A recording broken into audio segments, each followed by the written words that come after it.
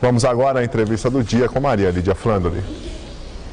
O Brasil ficou bem colocado na análise de tendências globais para os próximos 20 anos. E para falar sobre as nossas perspectivas futuras de desenvolvimento sustentável e qualidade de vida, mesmo com a pressão da crise, nós recebemos hoje o economista e empresário Roberto Teixeira da Costa, fundador do SEBRE, que é o Centro Brasileiro de Relações Internacionais e membro do Grupo de Análise da Conjuntura Internacional, o GACINT. Muito obrigada por estar aqui, Roberto Teixeira da Costa. Prazer. Eu queria começar exatamente com que tendências são essas, quais o senhor destacaria como sendo o fator de mudança socioeconômica para a gente aqui do Brasil? Esse estudo, Global Trends 2030, Tendências Globais para 2030, ele se centrou basicamente em 3 itens. O primeiro item, eles acham que para os próximos 20 anos nós vamos ter o que eles chamam um apoderamento, uma maior força do indivíduo no mundo. O segundo ponto que eles chamam a atenção é um certo estresse sobre os bens de produção em função das limitações do meio ambiente e as mudanças climáticas. O terceiro aspecto que eles chamam a atenção é que eles chamam de um mundo policêntrico. Quer dizer, nós estamos caminhando para uma situação onde não vai haver mais um poder hegemônico. Vão existir vários centros de decisão. Como é que nós nos situamos nesse contexto? Na questão do apoderamento do indivíduo, eu acho que o Brasil está saindo bem. O mundo projeta para 2030 8,2 bilhões de habitantes. Desse total, 4,2 mais ou menos vão estar na classe média.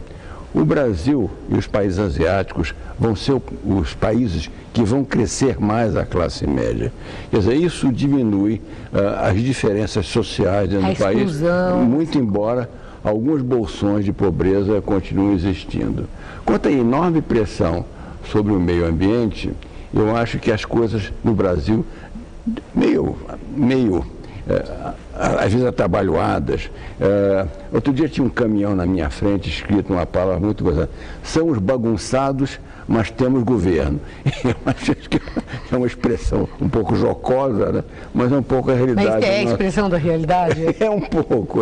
Quer dizer, as coisas no Brasil, elas marcham não de uma maneira homogênea, retilínea, mas elas marcham, vão para aqui, vão para lá. O Brasil é um país, Maria Lídia, que infelizmente ele se move mais no momento de crise. Mas Fernando Henrique Cardoso disse, bem recentemente, que há um exagero na gente ficar proclamando o Brasil por conta do desempenho atual da economia que anda bom, e mesmo de achar que nós já estamos inseridos entre os países do primeiro mundo.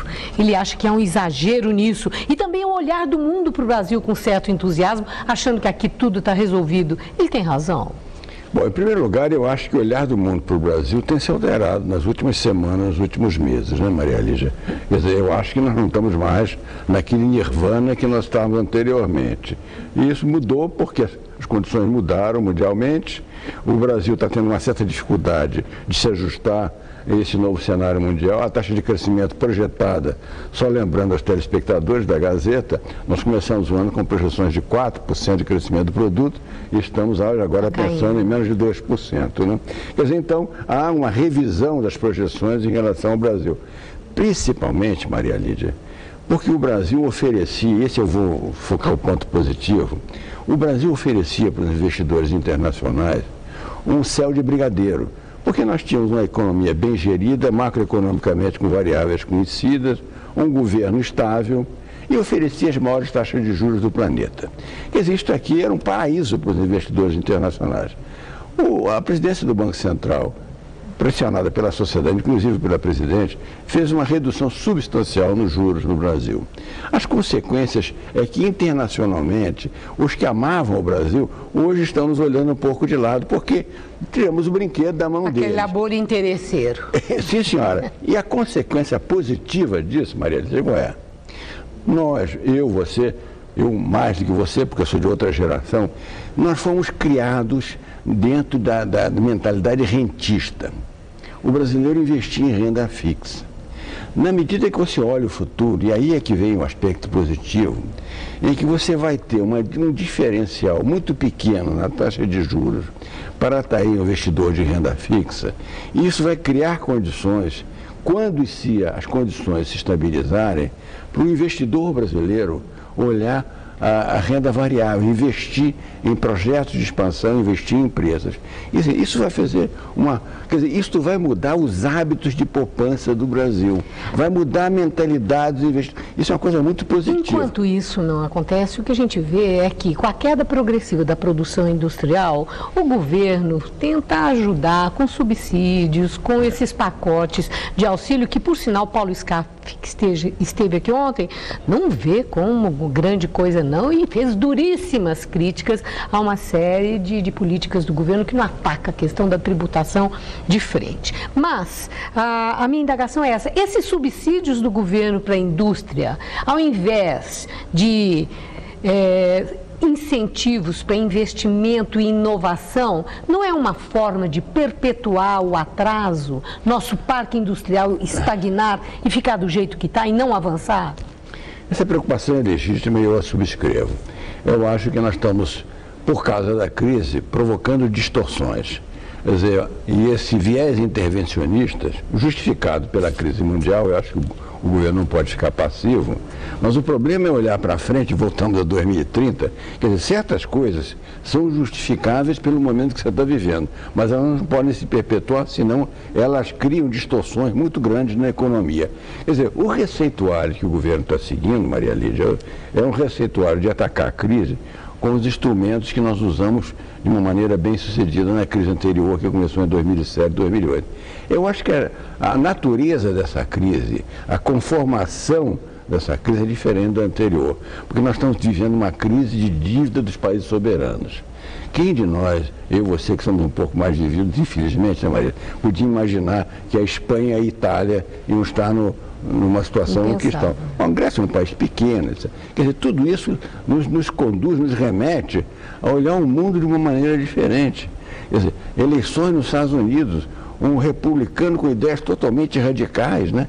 Quer dizer, então, é um mundo em transformação, e essa transformação o Brasil precisa estar ajustado para dela tirar proveito.